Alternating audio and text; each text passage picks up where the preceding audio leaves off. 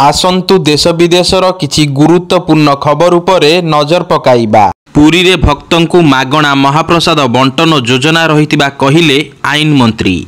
सूचना अनुसार पुरी रे जगन्नाथ संस्कृति को नहीं एक व्याख्यान केन्द्र खोलिबाकू आईन मंत्री पृथ्वीराज हरिचंदन सूचना देइचंती। एपरिकी श्रीमंदिरर नीतिकांति व्यवस्थावली एवं जगन्नाथ संस्कृति विषय रे तथ्य दियाजिबो बोली मंत्री प्रकाश करिचंती।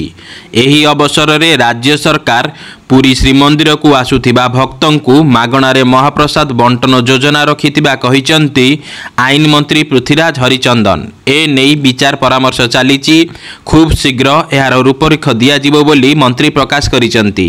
परवर्ती खबर, ओडिशा रे आलू संकट दूर करिबा पई राज्य सरकार बड़ पदक्षेप नेइथिबा जणा पड़िछि। उत्तर प्रदेश रु ट्रेन रे आलू आसिबो बोली खाद्य जोगाण मंत्री कृष्णचंद्र पात्र सूचना देइचंती। दुईटी ट्रेन रे आलू आनिया पई सरकार योजना करूचंती। ए नेई रेल विभाग मंत्री सह जोगाजोग चलीथिबा नेई मंत्री प्रकाश करिचंती।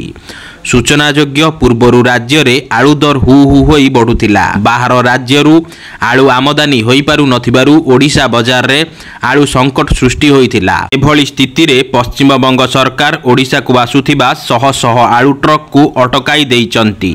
एमिति हेलानी जे खोला बाजार रु आलू गायब होई गलानी। अन्य पक्ष रे जदि ट्रेन रे आलू आसे तेबे ओडिशा बाजार रे आलू संकट दूर हेउची ना नाही ताहा आगामी दिन रे देखिबा पई बाकी रहिला। परवर्ती खबर, डेंगू हॉटस्पॉट पालटिछि राजधानी भुवनेश्वर। राजधानी रे अणायत डेंगू। भुवनेश्वर रे डेंगू संख्या हु हु होई बढ़िबार लागिछि। बस्तीरु अपार्टमेंट सबुठारे भण भण मशा। सरकारी सूत्ररु मिलिथिबा सूचना अनुसार एबे डेंगू रोगीक संख्या 521 पार करिछि। सेथि मध्यरु पटिया खंडगिरी हॉटस्पॉट पालटिछि।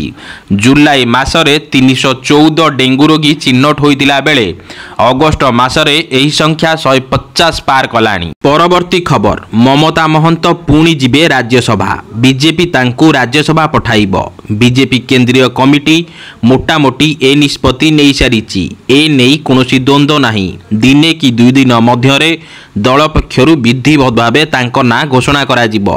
ए नहीं सूचना देइचंती राज्य बीजेपी प्रभारी विजय पाल सिंह तोमार। परवर्ती खबर, हेलिकॉप्टर रे कार्तिक पांड्यान बुलिबा प्रसंग रे बीजेपी उपरे बर्षिले प्रताप देव।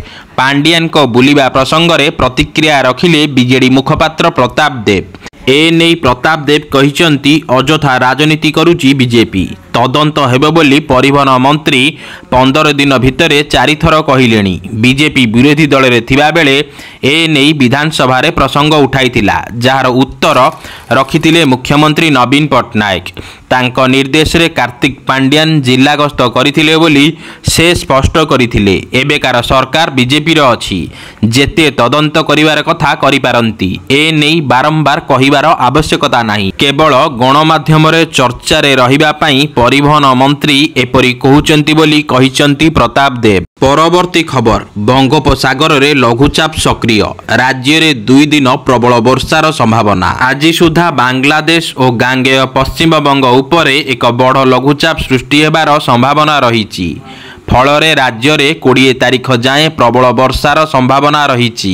21 तारिख रु वर्षार परिमाण कमिबा नहीं आकलन करा जाइछि। परवर्ती खबर, नवीन निवास लोकारण्य। नवीन को भेटिले शह शह छात्र, महिला, युवक, पंचायत प्रतिनिधि और दलीय कर्मी। सूचना अनुसार बिजु जनता दलर सभापति नवीन पटनायक को भेटिबा पई नवीन निवास लोकारण्य होई जाइछि। पाललहड़ा, बोलगड़, बेगुनिया विधानसभा निर्वाचन मंडलीर सरपंच, जिला परिषद सभ्य, पंचायत सभ्य, ब्लॉक अध्यक्ष समेत शह शह दलीय कर्मी एवं भुवनेश्वर मध्य निर्वाचन मंडलीर युव, छात्र, महिला नेतृवृंद नवीन निवास रे बिजु जनता दलर सभापति नवीन पटनायक को भेटी सेमानक समस्या विषय रे आलोचना करिसंती। एही अवसर रे नवीन पटनायक समस्तଙ୍କୁ धन्यवाद जणाइबा सह आगामी दिन रे दलीय कार्यक्रम को आहुरी व्यापक कराजिबो बोली घोषणा करिसंती।